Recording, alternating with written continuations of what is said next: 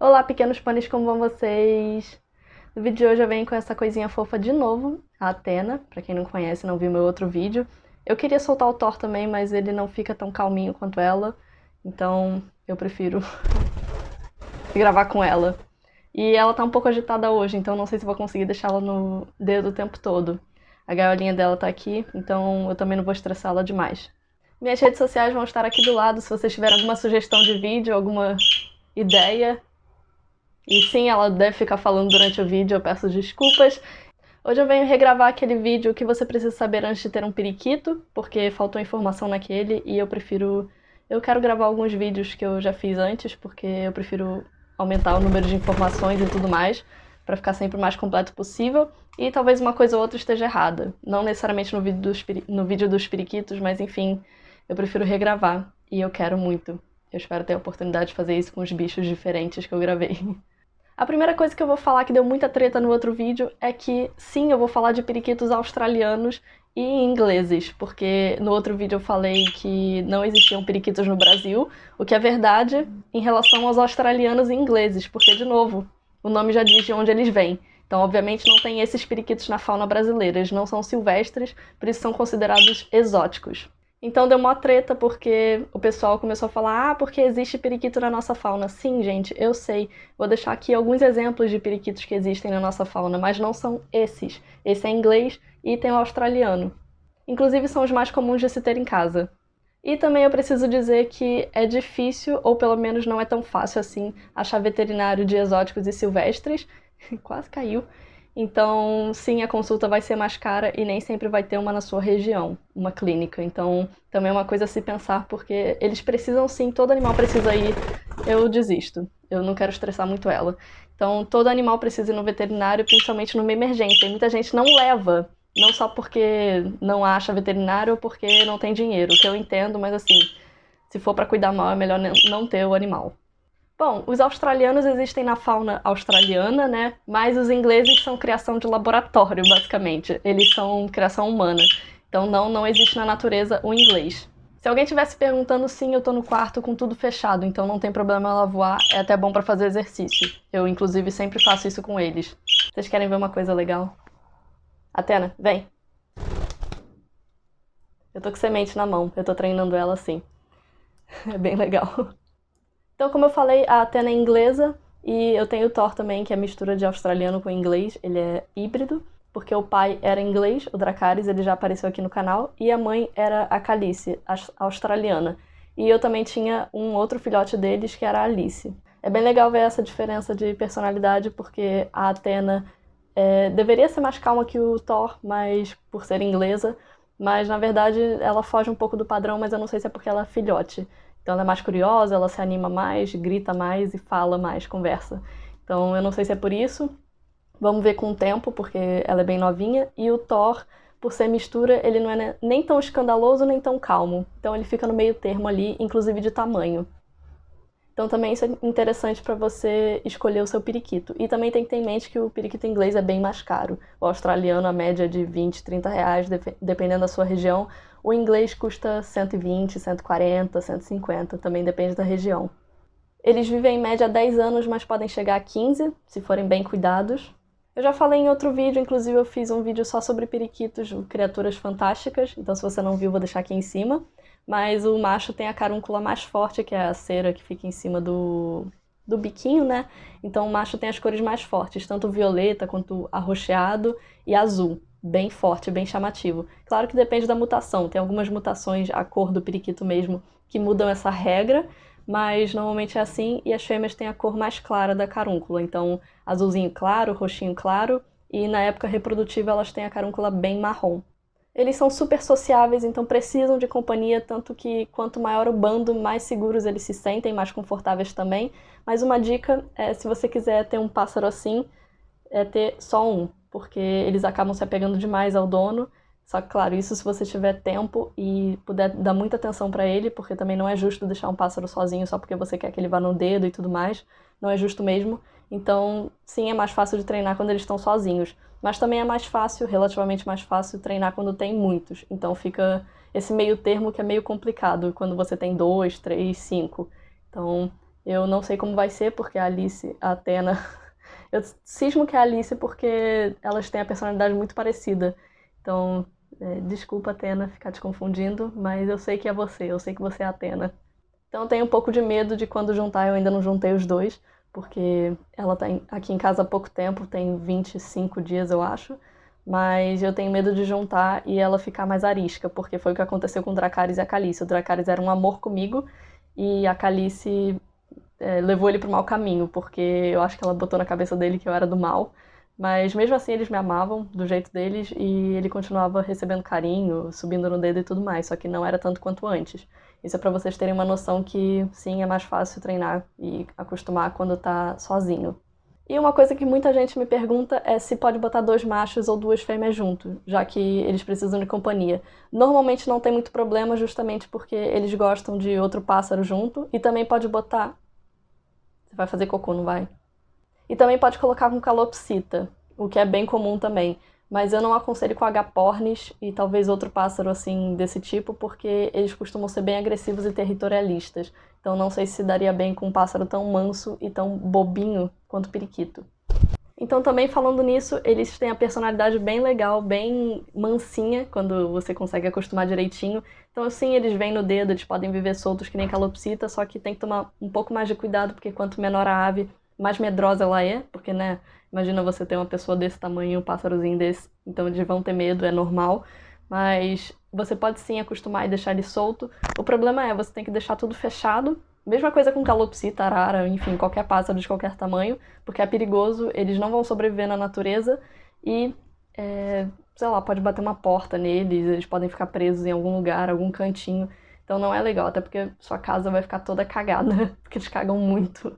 A reprodução é bem fácil, eles não precisam de muita coisa, só, claro, comida, água, espaço. Inclusive você tem que pensar bem se quer mais periquitos, porque você tem que cuidar bem deles e ter dinheiro e tudo mais para isso, mas é só botar praticamente um ninho que eles vão se reproduzir normalmente.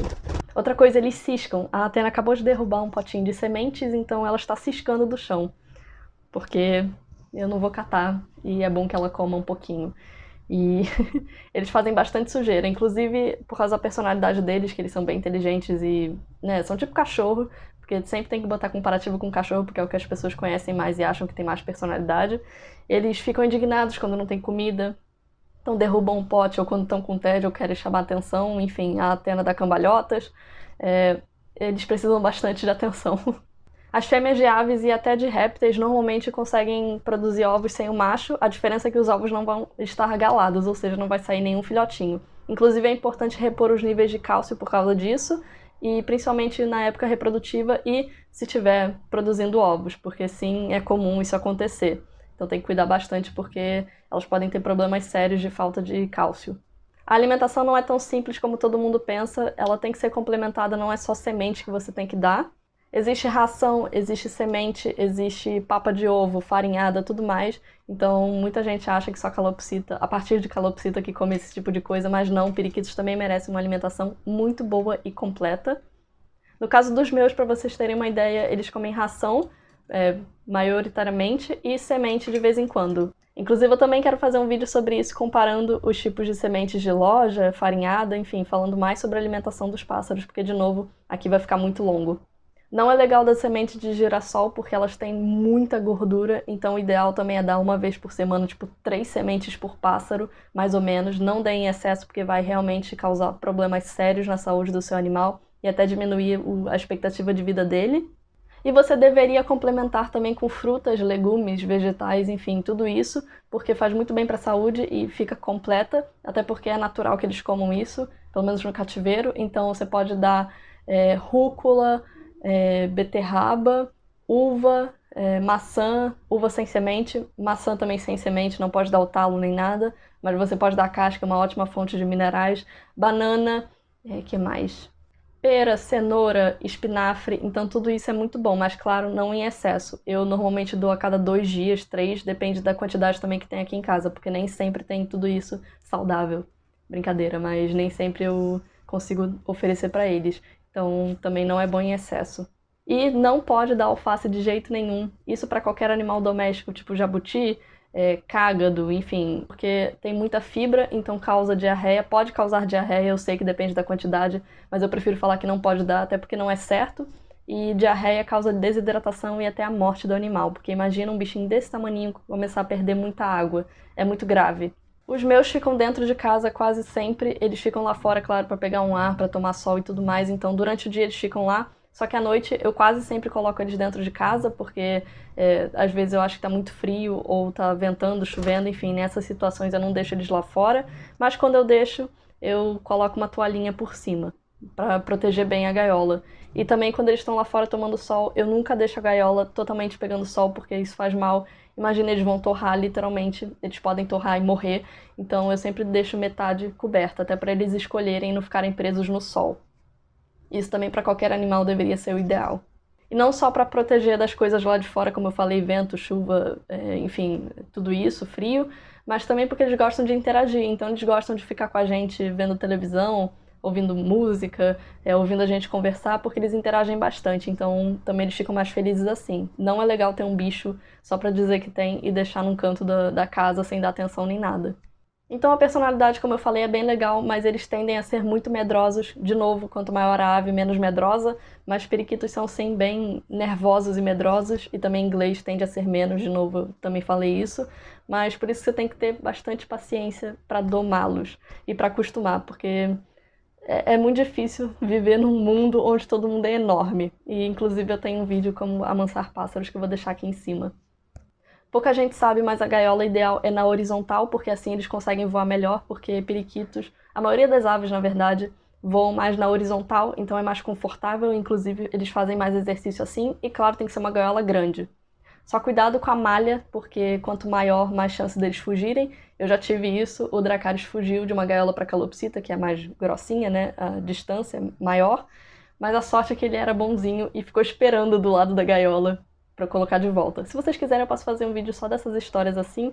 Então, voltando um pouco no tópico sobre amansar pássaros, é mais fácil você amansar um filhote, não necessariamente você criar na papa nem nada, inclusive eu quero falar mais sobre isso mais pra frente, mas sim, é muito mais fácil você amansar um periquito filhote. Não quer dizer que não vai acontecer com um adulto, mas dá um pouco mais de trabalho e toma um pouco mais do seu tempo e paciência. E também um pouco mais sobre isso da Athena tá solta. Você tem que dar muita atenção, eles têm que ser estimulados mentalmente e fisicamente, porque exercício é sempre bom, ainda mais se a gaiola não for tão grande assim, a ponto de eles conseguirem voar dentro. Estímulo mental também é super importante porque eles são bem inteligentes e, claro, mesmo se não fossem tão inteligentes assim, eles merecem atenção, brinquedos, brincadeiras, tanto com outros pássaros quanto com a pessoa em si. Então é bem importante isso também, até para eles não fazerem besteira e não ficarem deprimidos. Também o ideal é deixar o habitat, a gaiola, o mais natural possível, então opte por puleiros de madeira, de galho mesmo, natural. Você pode até fazer em casa, inclusive eu tenho um vídeo sobre isso, mas eu nunca postei, então eu tenho que fazer isso. Eu tô vendo o canto de olho a Athena vindo. Muito bem! Eles têm capacidade de aprender tanto música quanto a falar, é mais difícil, mas não é impossível. Então sim, eles aprendem algumas palavras, ainda mais se você for tentando todos os dias, e eles gostam muito de música e de conversar, então é bem interessante, é bem legal para estimular e para dar atenção para eles. Eles vão ser mais felizes assim, acredite. E eles também podem aprender a música, não necessariamente a cantar nem nada, mas no tom e na melodia. Então o Dracarys fazia muito isso, o Thor também faz, a Calice, a Alice também, e a Athena tá aprendendo a fazer isso, porque agora ela tá na fase de bebê, então ela gosta mais de gritar, de tão animada que fica, do que parar e prestar atenção na musiquinha. E para finalizar, uma coisa que me perguntavam muito era como você diferencia, já que 3 eram azuis. Vocês podem achar que não, mas sempre tem alguma diferença física, mesmo que bem sutil, tanto no tamanho, altura, quanto o tamanho do corpo em si, ou alguma manchinha na bochecha, enfim. Sempre tem alguma diferença e a cor nunca vai ser 100% igual, então pode ter uma leve diferença, tipo um ser um pouquinho mais claro, um ser um pouquinho mais azulado, menos azulado, enfim. Sempre tem diferença. E isso, claro, você vai aprendendo com o convívio. E também eles têm diferença na personalidade, então um vai ser mais calmo, um vai gritar mais, um vai cantar mais, o outro vai conversar, um vai ser mais tímido, o outro mais extrovertido, enfim. Você, quando tem um animal, vai começando a perceber essas coisas. É tipo gêmeo, a mãe sabe diferenciar um gêmeo, mas não necessariamente uma pessoa de fora consegue. E ainda fica se perguntando, tipo, nossa, como você consegue, eles são tão parecidos. É a mesma coisa. Então é isso, eu espero que vocês tenham gostado. Beijos e até a próxima. Nha!